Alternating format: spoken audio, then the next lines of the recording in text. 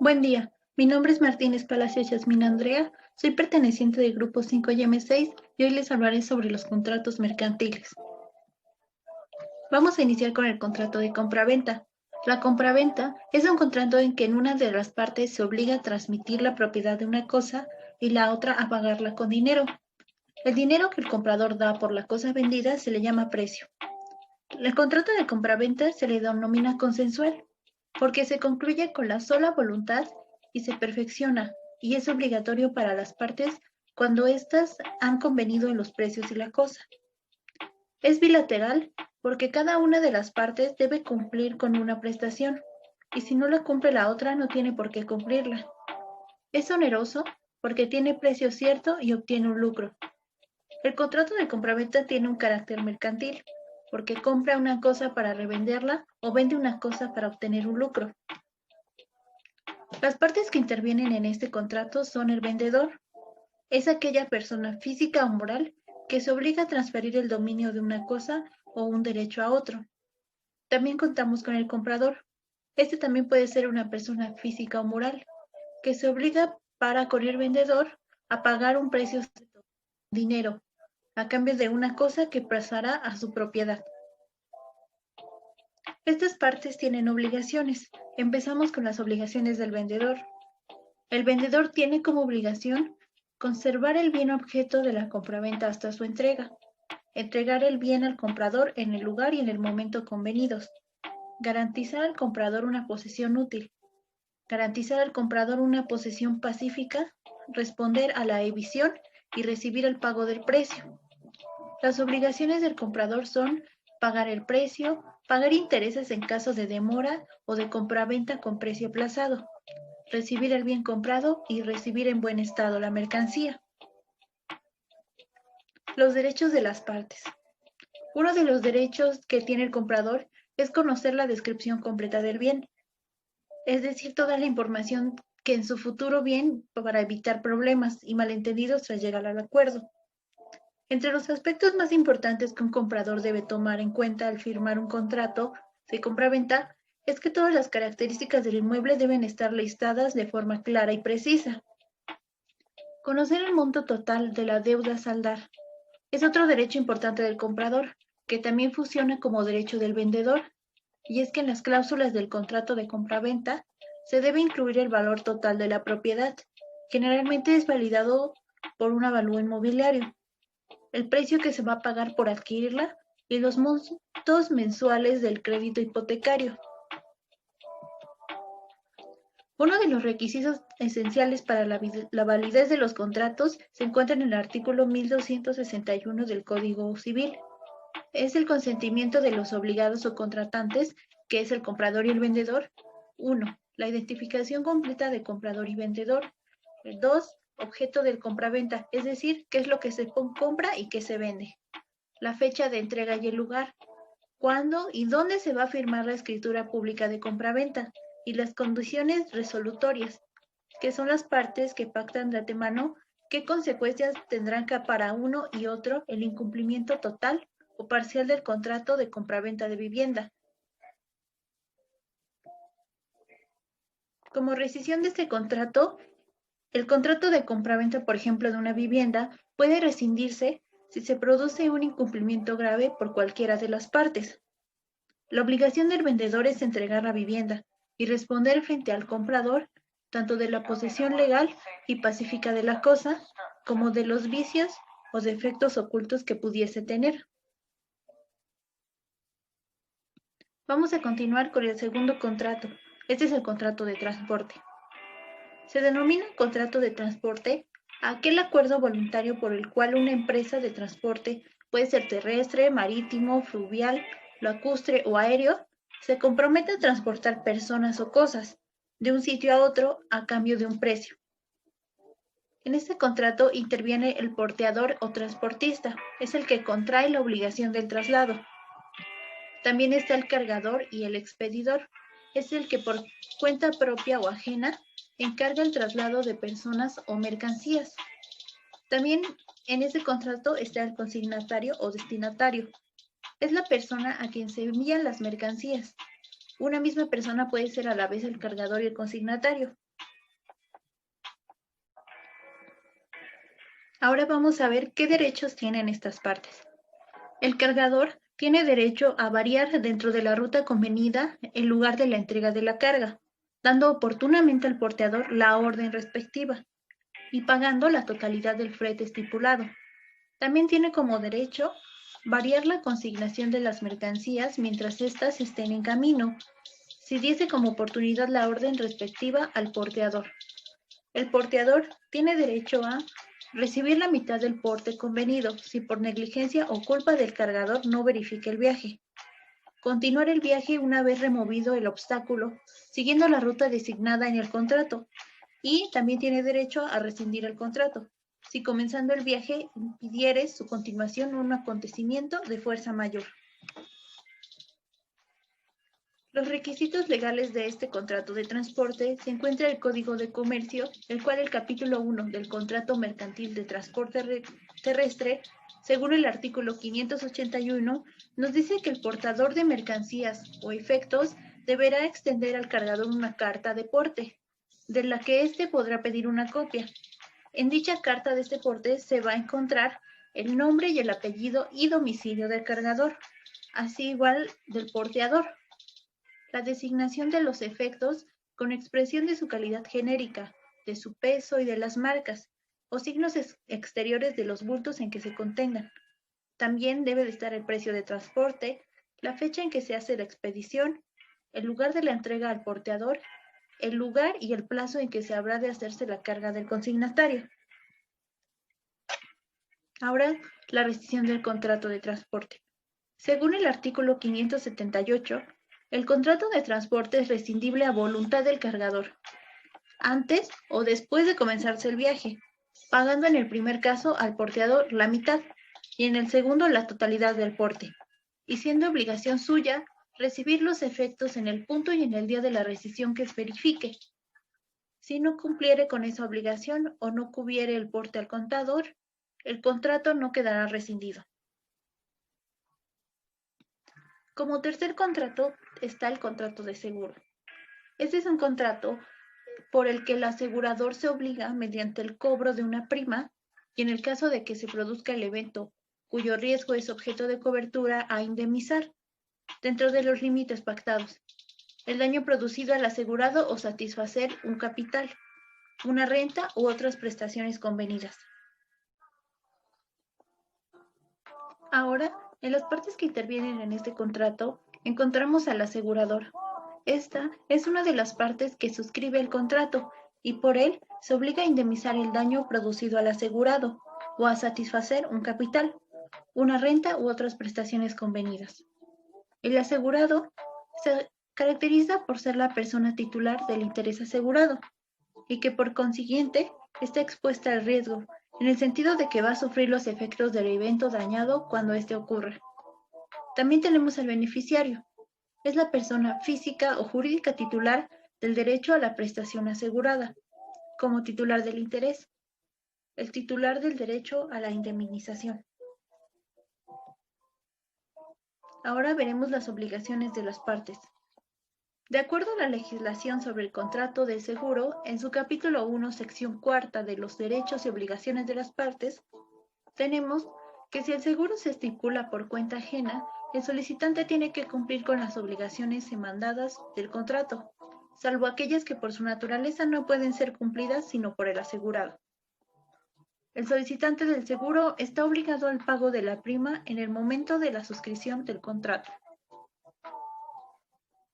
Ahora, ¿qué derechos tienen estas partes? Bueno, el asegurado tiene como derecho contratar y elegir la cobertura de seguro más conveniente a sus necesidades e intereses, de manera de poder obtener la debida protección que requiera a través de una póliza determinada. También tiene derecho a elegir libre y voluntariamente la compañía de seguros que asumirá la cobertura del seguro, como asimismo el intermediario o corredor de seguros que lo asesore al tomar el seguro y durante su vigencia. El asegurador tiene como derecho esencial recibir el importe de la prima como precio del riesgo que cubre. Asimismo, tiene derecho a verificar las circunstancias en las que se ha producido el siniestro, a fin de comprobar que existe cobertura, según lo acordado en el contrato. Los requisitos esenciales en el contrato de seguros los encontramos en el artículo 1045 del Código de Comercio. Por ejemplo, dice que la razón o denominación social del asegurado, que esto quiere decir que es el nombre por medio del cual es conocida la empresa o la persona jurídica que se dedique a la actividad aseguradora. El nombre del tomador con la especificación del ser el tomador, si el asegurado y los beneficiarios fuesen distintos. La vigencia del contrato con indicación de las fechas y horas de la iniciación y vencimiento. Ahora, ¿cómo rescinde este contrato? Bueno, puede ser de dos maneras. La primera es por la falta de pago de la prima y la segunda, a la no renovación de la póliza de seguros. Para ejercitar su derecho a rescisión, el asegurado debe comunicárselo a su aseguradora. Por escrito, debe ser 2 meses antes de la fecha de vencimiento de la póliza. Ahora tenemos el contrato de fideicomiso. Este es un contrato de naturaleza mercantil, en virtud del cual una persona llamada fideicomitente destina bienes para consecución de un fin ilícito determinado y recomienda la realización de los actos para lograr tal fin a otra persona que la vamos a llamar fiduciario. Ahora, las partes que intervienen es la fiduciaria. Esta constituye y administra el patrimonio autónomo, separado e independiente de los bienes del fideicomitente, de la fiduciaría, del beneficiario y de otros fideicomisos. El fideicomitente es el que transfiere la propiedad del fideicomiso. Pueden ser muebles, inmuebles, cheques, pagarés, acciones, créditos, entre otros. Y también tenemos al beneficiario. Este va a recibir los frutos derivados de la intervención y readquiere la propiedad plena del bien fideicomitido al finalizar del fideicomiso. Como derechos y obligaciones del fideicomitente, señala la finalidad del fideicomiso. También tiene derecho a establecer el fideicomisario o fideicomisarios, reservarse a ciertos derechos sobre la materia del fideicomiso y también organizar la formación de un comité técnico. Como derechos y obligaciones del fiduciario, tenemos que también debe de iniciar las acciones necesarias para la conservación de los bienes.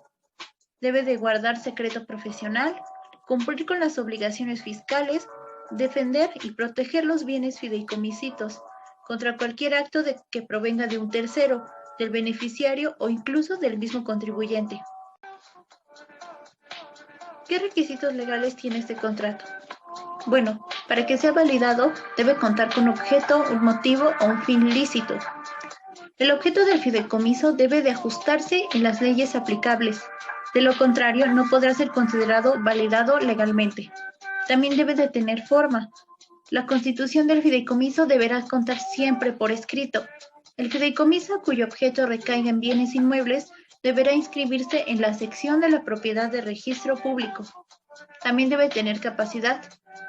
Y tiene capacidad legal toda persona que según las leyes comunes es hábil para contratar y obligarse, y a quien las mismas leyes no prohíben la profesión del comercio expresadamente. ¿Cómo se rescinde este contrato? Pueden ser de varias maneras. Puede ser por el cumplimiento total de sus fines o la imposibilidad absoluta de cumplirlos. Por el cumplimiento del plazo o la condición resolutoria a que se hubiese sometido. En caso de no haberse dispuesto un plazo alguno, el máximo legal será de 30 años. También puede ser por la cesación en el pago de sus obligaciones, salvo del caso del fideicomiso financiero. Ahora el último que veremos será el contrato de préstamo. Este contrato de préstamo mercantil es aquel donde una de las partes, el prestador, entrega al prestatario bienes fungibles. Pueden ser títulos o valores, dinero o mercancías, y este se obliga a restituir otro tanto de la misma especie y calidad en los términos pactados. Las partes que intervienen son dos, es el prestador, el prestamista o acreedor, el prestatario o deudor. El prestador es quien se obliga a transferir la propiedad de dinero o de otras cosas fungibles, mientras que el prestatario es quien las recibe, con el concepto de destinarlas a actos de comercio, con la obligación de devolver otro tanto de la misma especie y calidad, así como pactar los intereses pactados. Ahora vamos a ver qué obligaciones tienen esta parte. Las obligaciones del prestamista es que está obligado a entregar el bien al prestatario en la forma, tiempo y lugar indicados, al igual que hacer referencia a la cuantía del préstamo. En el caso de los títulos de valores, se estipulará la forma de transmisión del mismo. Pueden ser a través de una anotación en cuenta, en endoso de una letra de cambio, etc. También se puede pactar que la entrega se realice en una sola vez o en varias. El prestatario o la persona que recibe el préstamo tiene la obligación de devolver al término del contrato una cosa de la misma especie y calidad a la prestada. Si en el contrato no se especifica ningún plazo, el prestamista debe reclamar notarialmente el pago al prestatario, disponiendo este de 30 días. Ahora los derechos que tienen las partes.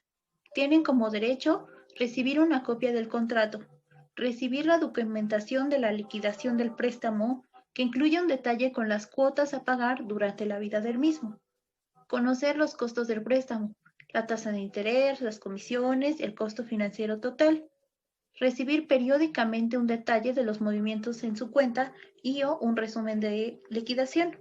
También tiene como derecho elegir una compañía aseguradora que cubrirá los riesgos que se exija para la formación del préstamo.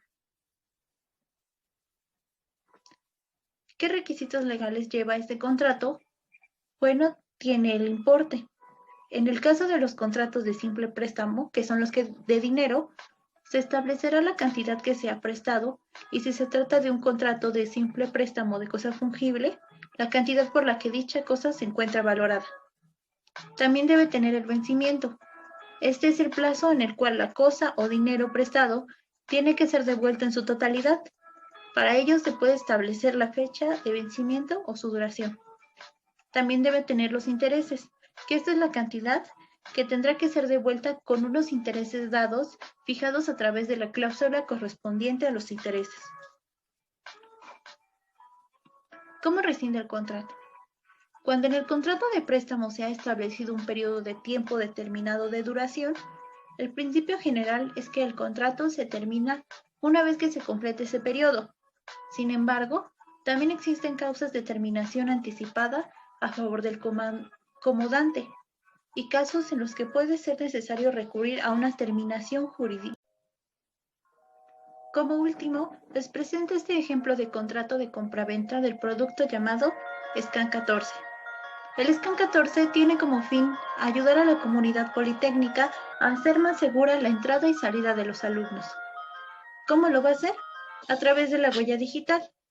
Basta con que el alumno ponga su huella cuando salga o entre del instituto.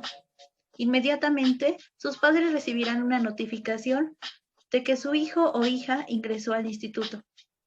Al elaborar este contrato, nos ayuda a definir con claridad los términos y condiciones del producto. Así también nos ayuda por si es que este producto llega más lejos y podemos definir cuando queramos venderlo a una empresa. Esto ha sido todo de mi parte. Mi nombre es Yasmín Andrea Martínez Palacios y espero que este video haya sido de su utilidad.